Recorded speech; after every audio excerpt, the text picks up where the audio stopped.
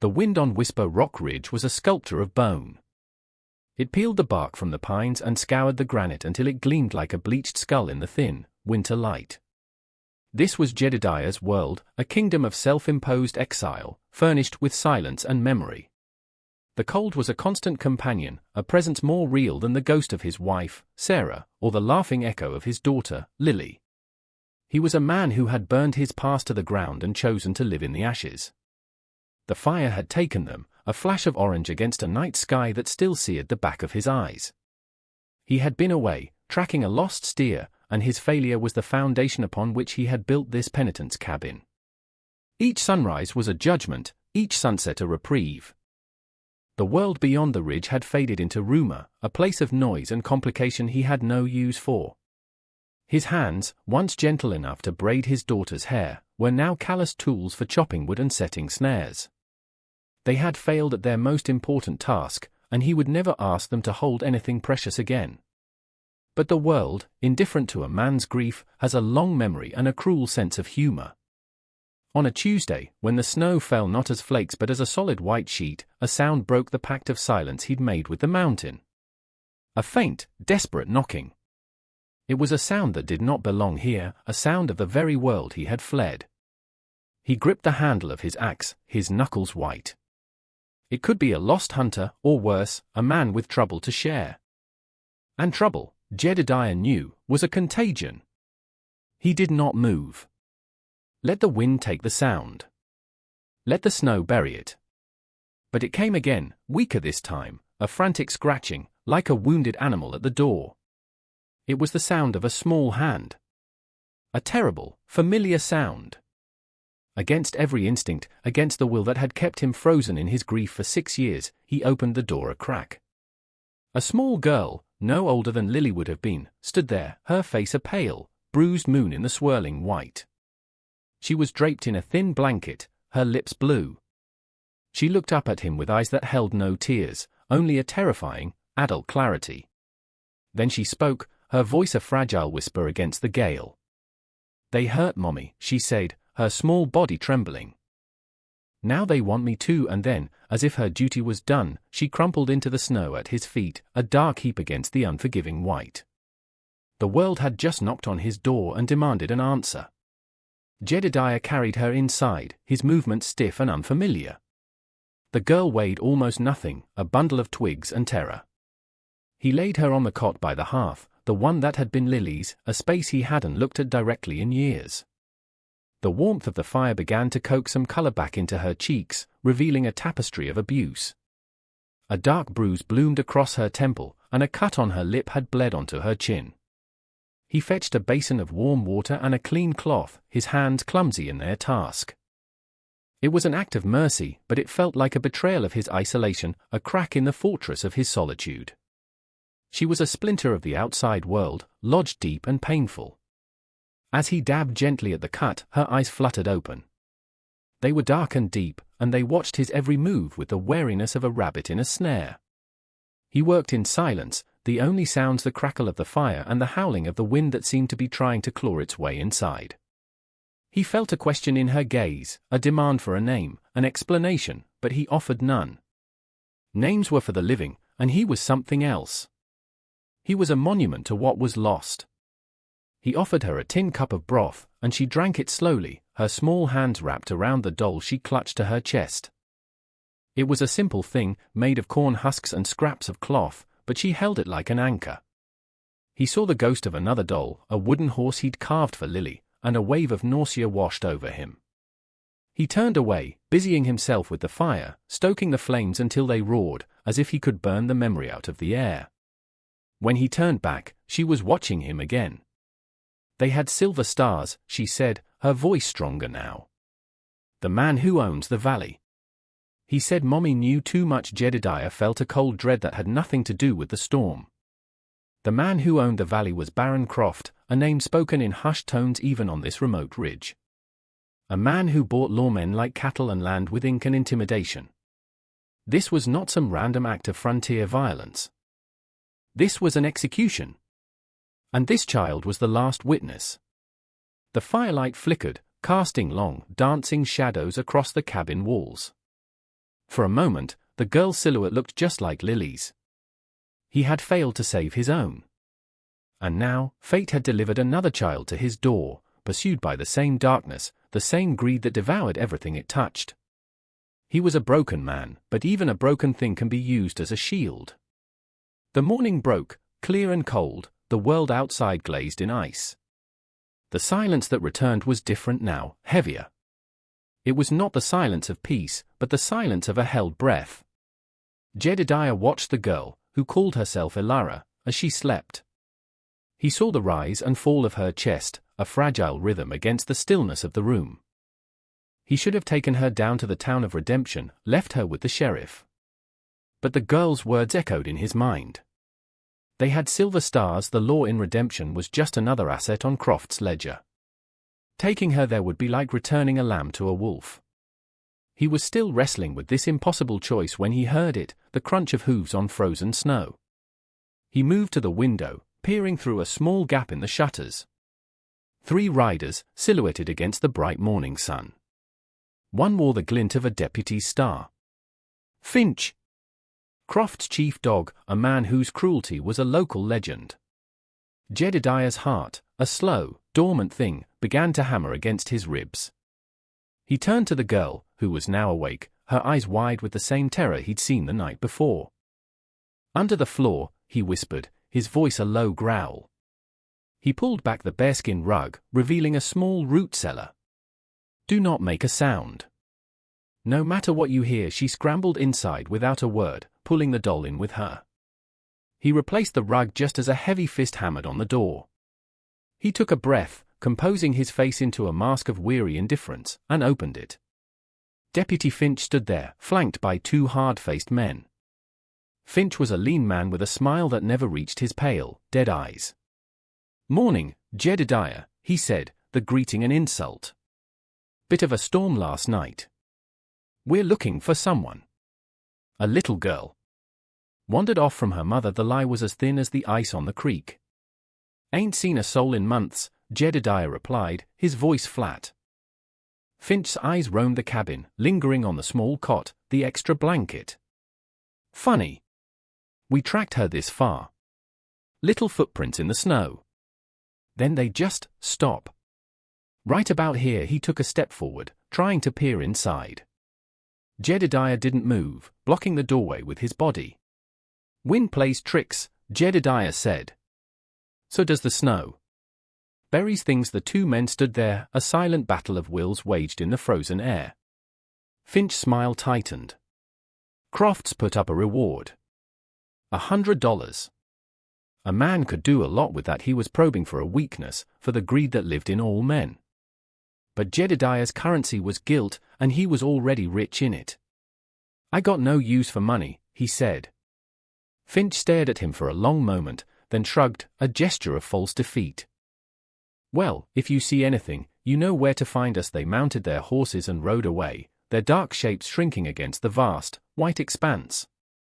Jedediah closed the door, the click of the latch echoing like a gunshot. He knew this wasn't over. It was a warning. He had been given a chance to step aside, and he had refused. He had lied. He had chosen. The silence from beneath the floorboards was absolute. He lifted the rug and helped Elara out of the darkness. She was trembling, but her gaze was steady. She held out the corn-husk doll. "Mommy said to show it to someone with kind eyes," she whispered. Jedediah looked from her face to the doll, a profound weariness settling over him. He was not a man with kind eyes. His eyes were hollowed-out things, windows into a vacant room. But he took the doll, its weight insignificant in his large, scarred hand. He felt a lump in its torso, something hard and unnatural. With his thumb, he carefully worked at the stitching on its back. Inside, nestled within the husks, was a small, tightly rolled cylinder of oilskin, sealed with wax. He unrolled it on the table. It was a map, hand-drawn with meticulous care, but it was unlike any map of the valley he had ever seen. It showed the Blackwood River and, next to it, a faint, dotted line, a proposed new channel, a massive diversion that cut straight through the lands of the independent ranchers and the Ute Reservation downstream. It was a death sentence for a dozen families and an entire people, a slow strangulation by thirst. Notes in the margins detailed water flow measurements, geological weaknesses, and dates of secret surveys. It was a document of pure, calculated greed. "My mother was a cartographer for the railroad survey," Elara said, her voice quiet but firm. "She found what Mr. Croft was planning. He offered her money to change the official maps, to make the diversion look like the river's natural course. She refused." Jedediah stared at the map, the pieces clicking into place. The fire set on ranches that refused to sell. The families that had just packed up and left in the middle of the night. It wasn't misfortune, it was a campaign. "She made a copy," Elara continued, her finger tracing the path of her mother's pen. "She was taking it to the federal marshal in Denver. But they found us on the trail." Her voice faltered for the first time. "They burned the wagon." Everything. Jedediah looked at the map, then at the child. This small piece of oilskin was not just a map, it was a testament. It was a truth that had cost a woman her life. And Croft would stop at nothing to bury it, and the last person who knew it existed. The cabin, once a fortress against the world, now felt like a trap. The silence he had cultivated for years was no longer a comfort, it was the sound of complicity. He had run from a fire once before. He could not outrun this one. The decision settled not with a crash, but with a quiet, grim finality. They could not stay. Finch would be back, and next time he would not bother with questions. Jedediah moved with a purpose he hadn't felt in years, the rust of his grief flaking away to reveal the sharp-edged scout he used to be. He packed a leather satchel with dried meat, hardtack, and a small tin of medical supplies. He checked his rifle, the action smooth and familiar in his hands. He was no longer just a widow attending the grave of his past, he was a guardian, and his duty was to the small, living girl who watched his every move. He handed her a pair of thick wool socks and a small coat he had kept in a trunk, one that had belonged to Lily. The gesture was heavy with unspeakable pain, but it was necessary. The past had to serve the present, or it was nothing but a ghost story. "We move at nightfall," he said, his first command. "The snow will cover our tracks." By morning they left the cabin as a sliver of moon rose over the ridge, leaving a single lamp burning in the window as a decoy. The cold was a physical blow, a thief of breath and warmth. The world was a study in black and white, the snow a vast, luminous sea under the moonlight, the pines standing like silent, dark sentinels. Jedediah led the way, breaking the trail, Elara following in his footsteps. He taught her how to walk without sound, how to use the shadows of the rocks and trees for cover. And as they walked, the landscape he knew as a prison began to reveal itself as an ally. He knew its secrets, its hidden paths, its hollows and ravines where a man and a child could disappear. For hours they moved in silence, a rhythm of crunching snow and labored breaths. He was acutely aware of the small life behind him, a fragile flame he had to shield from the wind. He was no longer just running from his own demons. He was leading someone else away from hers. The ghosts of Sarah and Lily walked with him, not as accusers anymore, but as witnesses. He was being tested. The world was asking him if he had learned anything from the fire, or if he was still just a man made of smoke and regret. The answer would be found on the long, cold road to Denver. They traveled for 2 days, a grueling journey through the high country. Jedediah pushed them hard, his knowledge of the terrain their only advantage.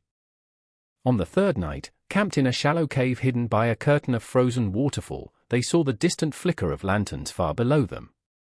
Finch's men, casting a wide net, sweeping the foothills. They were relentless. Jedediah put the fire out immediately, plunging them into absolute darkness and cold. He pulled Elara close, wrapping her in his own thick coat, shielding her small body with his. They sat there for what felt like an eternity, listening to the wind and the faint, menacing shouts of the men below. In that shared darkness, a new kind of intimacy formed. The cold and fear stripped away everything but the essential truth: they were alone, together, against the world. "Were you a soldier?" Elara whispered, her voice muffled by the wool coat. Jedediah hesitated.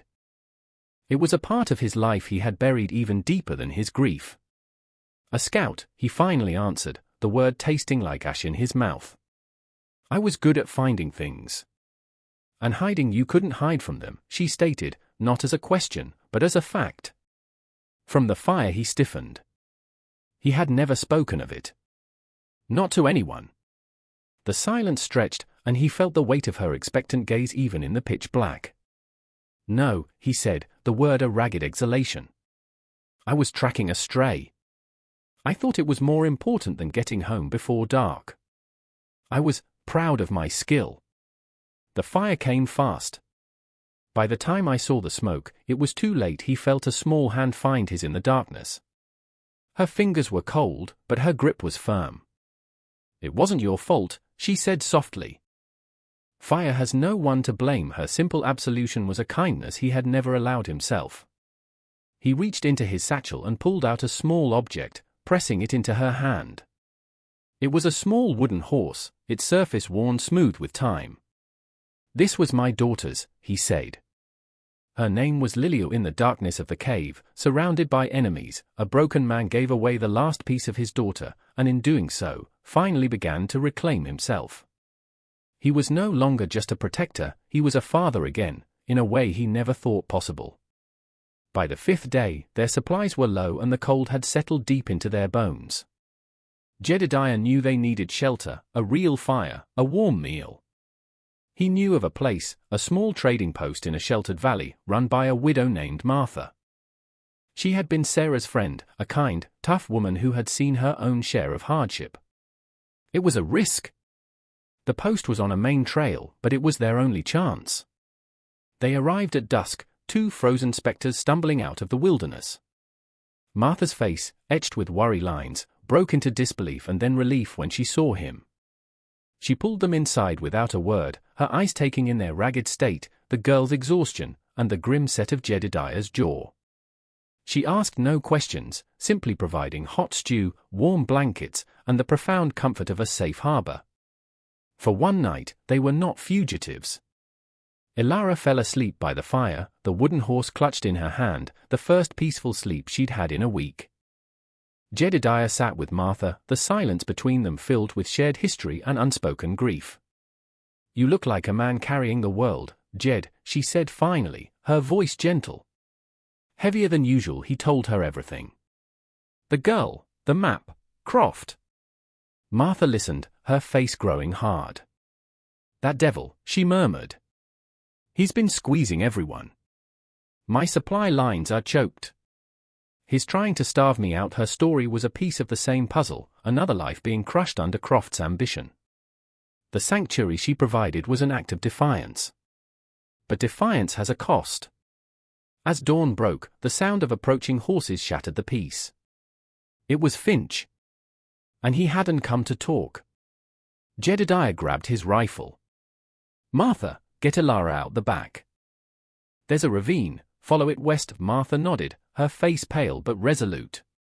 Godspeed, Jedediah. As she hurried the sleepy girl away, Jedediah barred the door.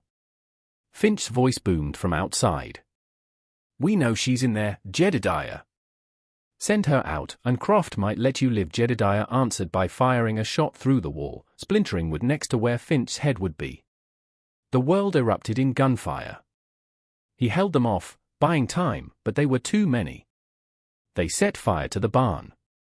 Then, a single, piercing scream from the back of the house. Jedediah's blood ran cold.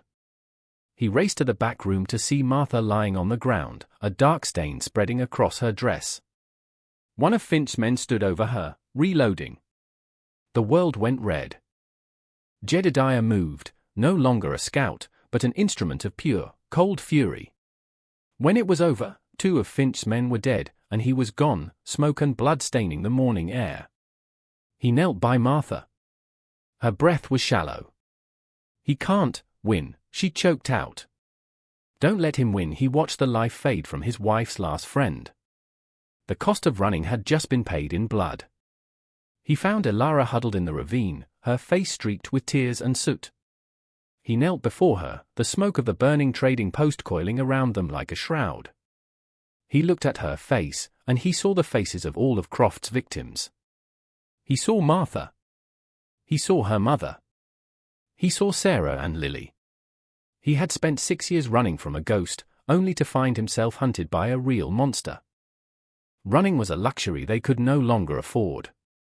Every mile they put between themselves and redemption only spread the sickness, leaving a trail of bodies and burnt-out lives. Martha's dying words echoed in his head, "Don't let him win." It wasn't a plea, it was a charge. He looked at the map, which Elara had kept safe inside her coat. It was a piece of paper, but it held the power to dismantle an empire of fear. But a map was useless if no one was brave enough to read it. He had thought the goal was Denver, to hand this burden to someone else, to some faceless federal authority. He realized now that was the coward's way out. That was the old Jedediah. The one who ran from fire. Justice wasn't in a far-off city. It had to be forged right here, in the heart of the valley, in the town that bore the ironic name of Redemption. Croft's power wasn't in his guns or his money, it was in the silence of the people he terrorized. He ruled because good people were too afraid to speak. He looked at Elara, this small child who had watched her mother die and had walked through a frozen hell, all while clutching a fragile hope. Her courage shamed his years of hiding. "We're not going to Denver," he said, his voice scraped raw by smoke and sorrow. "We're going back." Elara looked up at him, her tear-filled eyes searching his. She saw something new there. The haunted, hollowed-out look was gone, replaced by a cold, hard fire. She didn't question him. She simply nodded. They would not be the hunted anymore. They would be the reckoning. Together, they turned their backs on the smoking ruins of their sanctuary and began the long walk back toward the wolf's den. Sunday morning in Redemption. The church bell tolled, calling the righteous and the fearful alike. The townspeople, dressed in their Sunday best, walked with their heads down, their gazes averted, a community held captive by a collective, unspoken terror. Baron Croft stood on the church steps, accepting greetings like a king, his deputy Finch at his side, a wolf in the shepherd's flock. It was a perfect portrait of power, faith and fear, hand in hand. And into this carefully constructed tableau, two figures rode. A man and a child on a single, weary horse. They were covered in soot and grime, apparitions from the wilderness. Jedediah and Elara. They rode slowly down the center of the main street, and a hush fell over the crowd. People stopped, turning to stare. This was the hermit from the ridge, the ghost of Whisper Rock. And the girl, they recognized her from the wanted posters Croft had put up, claiming she was a lost orphan. Jedediah dismounted in front of the church, lifting Elara down. He didn't draw his rifle.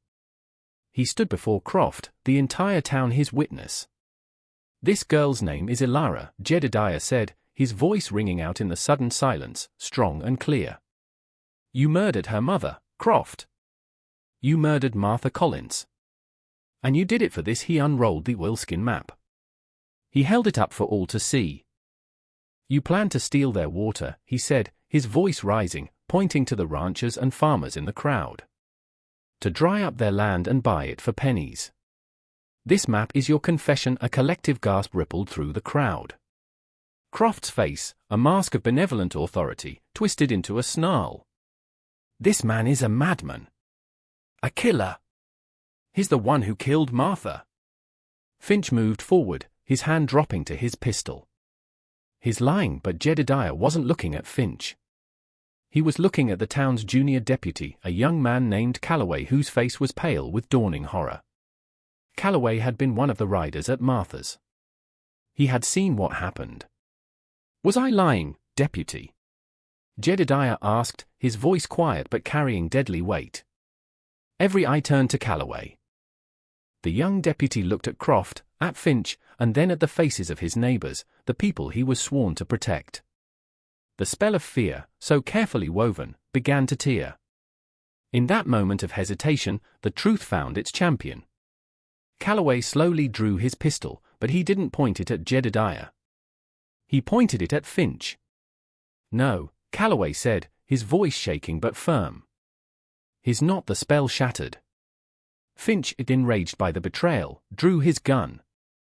But Jedediah was faster. A single, deafening shot echoed through the street. Finch crumpled to the ground. Croft, his power evaporating before his eyes, stood alone and exposed.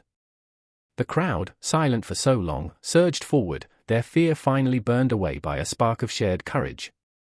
Justice, it turned out, wasn't a man with a gun. It was a community that had finally found its voice. The spring thaw came, slow and then all at once. The ice on the Blackwood River broke apart with a groan, and the water, clear and cold, ran its true course. With Croft in federal custody and his empire dismantled, a new spirit settled over the valley. It was a fragile thing, this hope, but it was real. The town of Redemption began the slow work of earning its name. The ranches that had been on the verge of collapse banded together, sharing resources and labor, their bonds forged in the shared memory of fear and the triumph of their stand. Jedediah did not return to his cabin on the ridge. He stayed, helping Elara and the Ute elders restore the riverbanks according to her mother's original, respectful surveys. He was no longer a hermit, but a part of something. He was quiet, still a man of few words, but his silence was different now. It was not the silence of absence, but of presence. One afternoon, he and Elara stood on a hill overlooking the valley, at a small gravesite marked by two simple stones. One for Sarah and Lily, and a new one next to it, for Elara's mother. He placed the small wooden horse on the earth between them. He had buried his family here, and in doing so, had found a new one. He was not just a widower or a guardian. He was home. He had faced the fire, and this time, he had walked through it and brought someone out with him. What we just witnessed isn't a story about the Old West. It's a story about the eternal present. It's about the deafening power of silence, the kind that allows injustice to fester in our communities, in our workplaces, in our world. Jedediah's cabin wasn't just made of wood and stone, it was built from the fear of engagement, the comfort of looking away. How many of us live in a fortress like that? We see the small footprints in the snow, the evidence of someone wronged, and we close the door, hoping the wind will blow the problem away. But the wind never does. The story of Jedediah and Elara is a testament to a simple, terrifying truth: courage is contagious. The choice of one man to finally speak, of one deputy to finally stand, can break a tyrant spell. The question isn't whether you have the strength to change the world. The question is, do you have the courage to change your own silence into a voice? What you do with that voice is your story. If this story resonated with you, subscribe to our channel and join a community dedicated to exploring these timeless questions. Share your own moments of choice in the comments below, because every story shared is another light against the darkness.